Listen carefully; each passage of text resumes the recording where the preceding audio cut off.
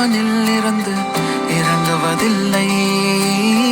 மனிதன் தான் தீமை செய்து அரக்கனாகிறான். இதயத்தில் தர்மம் என்றும் உறங்குவதில்லை. இதை உணர்பவன் தானே மீண்டும் மனிதன் ஆகிறான். இங்கு எதை தேடி வந்தோம் என்று, எதுவாக ஆனோம் என்று அறியாதவன் மிருகமாகிறான்.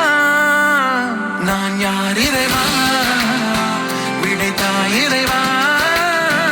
நான் யார் இறைவா, பதில் சொல்ல